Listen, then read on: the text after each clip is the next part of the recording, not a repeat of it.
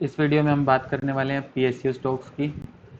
मतलब Nifty PSU अगर हम देखें तो उसमें ब्रेकआउट हुआ हुआ है, ये उसका कप है और ये उसका हैंडल। अगर हम इस पॉइंट से देखें तो इसमें 10% ये ऑलमोस्ट बढ़ चुका है, और लेकिन अभी भी 10% ये ऑलमोस्ट बढ़ना बाकी है। अगर हम निफ्टी पीएसयू के पार्ट्स देखें तो उसमें ये सारे स्टॉक्स आते हैं जो कि आज हम डिस्कस करने वाले हैं एक एक करके। सबसे पहला स्टॉक है इसमें एसबीआई मैंने पहले भी एक वीडियो में बता रखा है। इसमें दो कप विद हैंडल पैटर्न बन रहे हैं और इसके लॉन्ग टर्म टारगेट्स हैं 735 के। इसके फाइनेंशियल्स और वगैरह में कोई दिक्कत नहीं, सब कुछ बहुत अच्छा चल रहा है। इसके बाद अगर हम देखें तो बैंक ऑफ बड़ौदा में भी कप विद हैंडल पैटर्न बन रहा है और करंटली ये 215 के लेवल्स पे है और इसके टारगेट्स ऑलमोस्ट इस लेवल से 15% अप है, जो कि ऑलमोस्ट 247 के आ रहे हैं। इसकी नेकलाइन ये 197 पे है और अगर हम कप को ड्रॉ करके दिखाऊं तो इसका ये कप है और ये हैंडल। इसके बाद बात करते हैं बैंक ऑफ बड़ौदा के फाइनेंशियल्स की, तो वो भी अगर हम देखेंगे तो इस टाइम पे हाईएस्ट एवर चल रहे हैं 28,000 के, और नेट प्रॉफिट बिफोर टैक्स 6217 है, जो कि हाईएस्ट एवर नहीं है, थोड़ी सी ड्रॉप है। लेकिन अगर हम ईयरली देखेंगे तो ये टीटीएम में मतलब लास्ट 12 मंथ्स हाईएस्ट एवर है दोनों चीज़। इसके बाद हम बात करते हैं बैंक ऑफ इंडिया की। बैंक ऑफ इंडिया में भी ये कप विद हैंडल पैटर्न बन रहा है और इसमें सबसे अच्छे टारगेट्स आ रहे हैं, जो कि ऑलमोस्ट करंट लेवल से 50% अप है। ये करंटली 110 पे ट्रेड कर रहा है और इसके टारगेट्स 163 के आ रहे हैं। ये इसका कप है और ये इसका हैंडल। अगर हम इसके बुक वैल्यू पे जाके देखें तो इसकी बुक वैल्यू 147 है और करंट प्राइस 109 है, तो ये उस हिसाब से भी काफ़ी सेफ स्टॉक हुआ। और अगर हम प्रॉफिट एंड लॉस स्टेटमेंट जाके देखें तो इसका टीटीएम में से रेवेन्यू 52,000 जो कि हाईएस्ट एवर है, और प्रॉफिट बिफोर टैक्स भी 8,000 है जो कि हाईएस्ट एवर है। और क्वार्टरली रिजल्ट्स में भी हम देखते हैं कि ये हाईएस्ट एवर नेट प्रॉफिट इसने दिया है पिछले क्वार्टर में। इसके बाद हम बात करते हैं कैनरा बैंक की। ये मैंने एक सेपरेट वीडियो में बताया था कि इसके टारगेट्स 407 आ रहे हैं, जो कि ऑलमोस्ट कंप्लीट ही होने वाले हैं क्योंकि 382 पे तो पहुंच ही गया है और ये ऑलमोस्ट बस अब 7-8% का और गेन देगा, उसके बाद इसके टारगेट्स कंप्लीट हैं। इसके बाद हम बात करते हैं सेंट्रल बैंक ऑफ इंडिया की।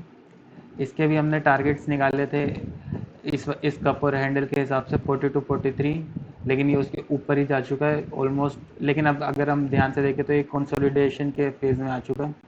ये इसी रेंज में हैंग करेगा ऐसा मेरी उम्मीद है, बाकी हो तो कुछ भी सकता है। इसके बाद बात हम करते हैं बैंक ऑफ महाराष्ट्र की। इसमें भी कप विद हैंडल पैटर्न बनना है, ये इसका कप है और ये इसका हैंडल। और अगर हम इसके टारगेट्स निकालते हैं इस कप विद हैंडल के हिसाब से तो 52 आ रहे हैं और ये ऑलमोस्ट 51 को टच करके नीचे गिरा हुआ है, तो इसमें भी कोई ट्रेड बन नहीं रहा है हमारा एज सच।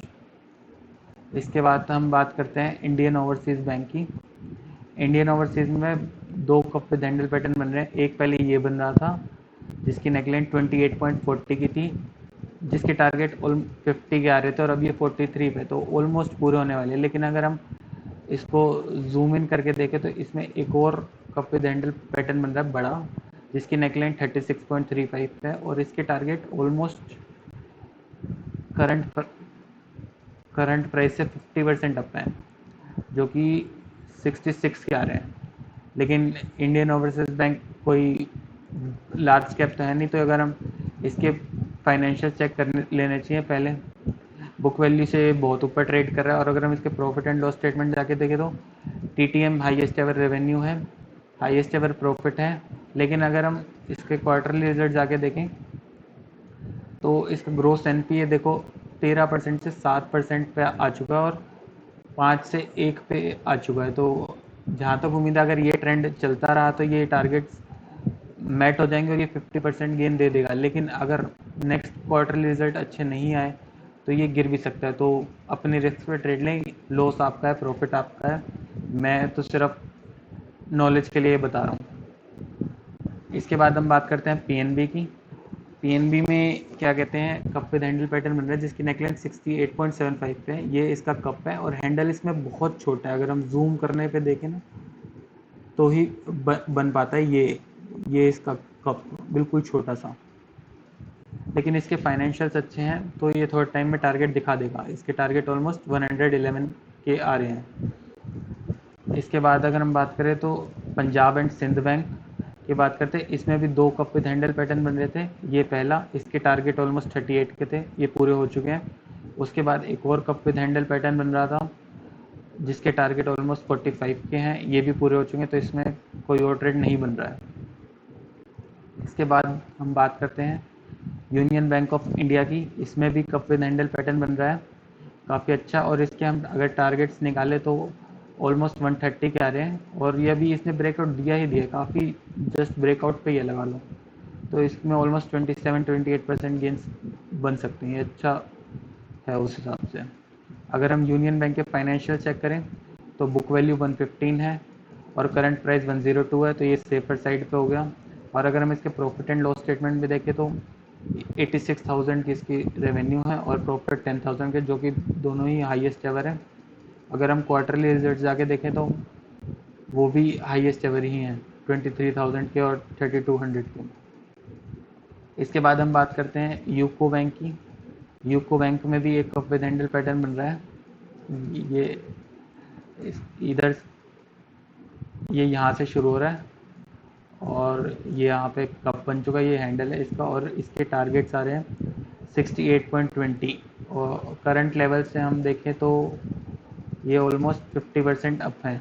अगर हम अब यूको बैंक के भी फाइनेंशियल चेक करें तो इसकी बुक वैल्यू 21 है और करंट प्राइस 43 है, तो उस हिसाब से तो ये सस्ता नहीं मिल रहा है। लेकिन अगर हम प्रॉफिट एंड लॉस स्टेटमेंट जाके देखें तो TTM 19,000 पे, जो कि हाईएस्ट एवर है, और प्रॉफिट भी इसका हाईएस्ट एवर चल रहा है, तो उस हिसाब से इसके भी टारगेट्स मीट हो चुके हैं। लेकिन अच्छा स्टॉक, क्या कहते हैं, आप ये प्रॉफिट आपका होगा, लॉस भी आपका होगा, तो अपने हिसाब से ट्रेड में। और लास्ट स्टॉक है इसमें जम्मू एंड कश्मीर बैंक। इसमें भी कप विद हैंडल पैटर्न बन रहा था जिसके टारगेट्स मीट हो चुके हैं। ये ऑलमोस्ट 110 के टारगेट्स और ये 110 पे ही है ऑलमोस्ट स्टॉक 108 पे। तो ये थे सारे PSU स्टॉक्स जो कि हमने आज डिस्कस करे, PSU बैंक्स। अगर वीडियो पसंद आई है तो लाइक सब्सक्राइब जरूर कीजिएगा। Thank you.